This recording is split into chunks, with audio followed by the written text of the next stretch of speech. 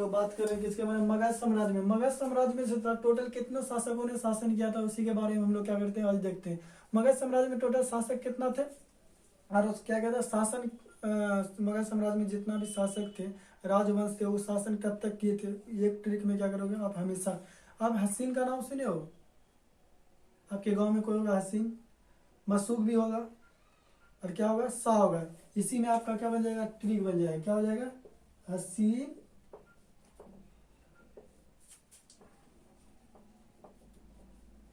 मसूक शाह, क्या हो जाएगा हसीन मसूक शाह, क्या हो जाएगा हसीन मसूक शाह। इसी में पूरा जितना भी मगध साम्राज्य में मगध साम्राज्य में जो शासन किया था सब वंश का इसी में क्या हो जाएगा आ जाएगा। हो से क्या हो जाएगा हरियक वंश, क्या हो जाएगा हरियक वंश, क्या हो जाएगा हरियक वंश। हो से क्या हो जाएगा हरियक वंश। हरियक वंश का जो शासन था कब से कब तक था, हरियक वंश का शासन कब से था 544 से लेकर कब 544 से लेकर 412 ईस्वी तक था। कब से कब तक था 544 से लेकर 412 ईस्वी तक शासन था किसका हरियक वंश का। किसका शासन था हरियक वंश का शासन था।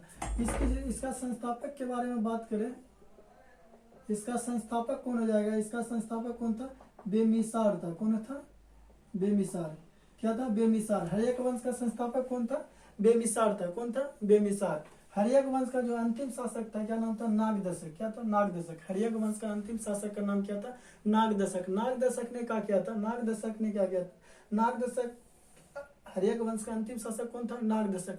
नागदशक की हत्या कर दिया कौन, सो से क्या हो जाएगा शिशुनाग, शिशुनाग वंश, क्या हो जाएगा शिशुनाग वंश, क्या हुआ था शिशुनाग। इस वंश का अंतिम शासक हरियक वंश का अंतिम शासक कौन था, अंतिम शासक कौन था हरियक वंश का अंतिम शासक का नाम क्या था नागदशक। क्या नाम था नागदशक। नागदशक की हत्या किसने कर दी थी शिशुनाग कर दिया था। कौन कर दिया था शिशुनाग। शिशुनाग ने उसकी हत्या कर दिया और बोला कि हम कौन वंश रखेंगे, देखा कि कौन वंश रखें, तो हम अपने नाम से क्या करते थे एक वंश चालू कर देते जिसे क्या कहा जाता है शिशुनाग वंश। क्या कहा जाता है शिशुनाग वंश। नाग वंश का स्थापना किसने, शिशुनाग वंश की स्थापना किसने की थी शिशुनाग ने किया था। कौन किया था शिशुनाग ने किया था। उसके बाद कौन आ जाता है नंद वंश। कौन आ जाएगा नंद वंश, कौन आ जाएगा नंद वंश। नंद वंश शिशुनाग हो गया शिशुनाग इस वंश का। उसके बाद क्या हो जाएगा नंद वंश। नंद वंश का संस्थापक कौन हो जाएगा, नंद वंश की संस्थापक की बात करें तो नंद वंश का संस्थापक कौन हो जाएगा महापदानंद। कौन महा दिखाई दे रहा, नंद वंश का संस्थापक कौन हो जाएगा, नंद वंश का संस्थापक कौन हो जाएगा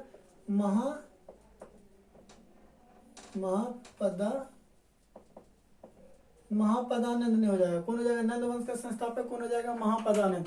महापदानंद ने शासन कब से कब तक किया था, ये कब तक किया था 544। शिशुनाग वंश का शासन काल कब से कब था 412 से लेकर 344 तक। कब से था शिशुनाग वंश के शासन काल कब से कब तक था 412 से लेकर 344 ईस्वी तक। कब से कब तक 412 से लेकर 344 ईस्वी तक।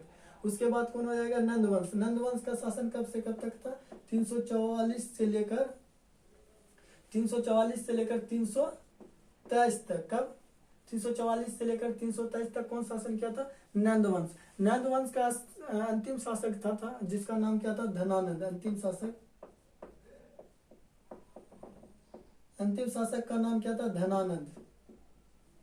क्या था धनानंद। धनानंद की हत्या किसने कर दी, धनानंद क्या किया, धनानंद से युद्ध कौन किया था चंद्रगुप्त मौर्य ने किया था। कौन किया था चंद्रगुप्त मौर्य। चंद्रगुप्त मौर्य क्या किया था धनानंद को पराजित कर दिया। क्या कर दिया धनानंद को पराजित कर दिया। धनानंद को पराजित करने के बाद उसने क्या किया धनानंद को क्या कर दिया पराजित कर दिया। क्या कर दिया इस वंश का अंतिम शासक कौन था धनानंद। धनानंद को पराजित कौन किया था चंद्रगुप्त मौर्य ने किया था। कौन किया था चंद्रगुप्त मौर्य। कौन किया था चंद्रगुप्त मौर्य।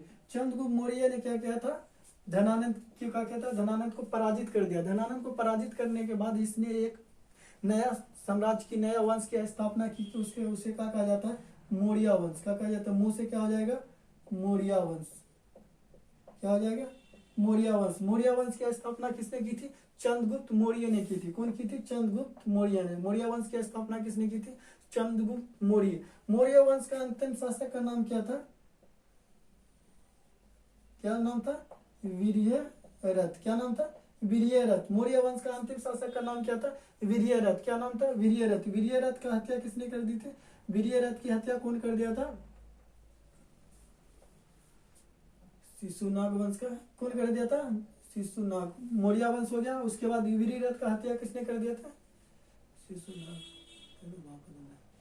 पुष्यमित्र शुंग ने कर दिया था। कौन कर दिया था? पुष्यमित्र शुंग ने क्या कर दिया? इसकी हत्या कर दी। वीर्यरथ की हत्या किसके? मौर्य वंश का अंतिम शासक वीर्यरथ था। वीर्यरथ की हत्या किसने कर दिया? पुष्यमित्र सिंह। और एक नया वंश की स्थापना किया जिसे क्या कहा जाता है? शुंग वंश। यानी इससे क्या हो जाएगा? शुंग वंश। यह क्या हो जाएगा? शुंग वंश। क्या हो जाएगा? शुंग वंश। शुंग वंश की स्थापना किसने की थी? पुष्यमित्र शुंग ने की थी। क्या की थी? पुष्यमित्र शुंग। क्या बोला? मौर्य वंश। मौर्य वंश का जो शासन काल था, कहां था लिखी मौर्य वंश? मौर्य वंश का जो शासन काल था 323 से लेकर 323 बीसी से लेकर कब तक था? 185 बीसी तक था। कब तक था? 185 बीसी तक। और उसके बाद मौर्य वंश के बाद पुष्यमित्र सिंह का शासन काल कब से कब तक रहेगा? पुष्यमित्र सिंह का शासन काल रहेगा 185 से लेकर 72 बीसी तक। कितना तक? पुष्यमित्र सिंह का शासन काल रहेगा 185 से लेकर 7200 बीसी तक। उसके बाद कौन आ जाएगा? को से कहा जाएगा कर्णव वंश। कौन आ जाएगा? कर्णव वंश। कर्णव वंश का जो संस्थापक था, कर्णव वंश का संस्थापक कौन था? वासुदेव। क्या कहते था? वासुदेव। इसका शासन काल कब तक था? 72 से लेकर 28 बीसी तक था। कब तक था? कर्णव वंश का जो कर्णव वंश का शासन काल तक था, कब से कब तक? 72 बीसी से लेकर 28 बीसी तक था। कब से कब? 72 बीसी से लेकर 28 बीसी तक क्या था? कर्णव वंश का शासन काल था। उसके बाद सो से क्या होता है? सातवाहन वंश। क्या हो जाता है? सातवाहन वंश। क्या हो जाएगा? सातवाहन वंश। यहाँ लिख देते हैं सातवाहन वंश। क्या हो जाता है?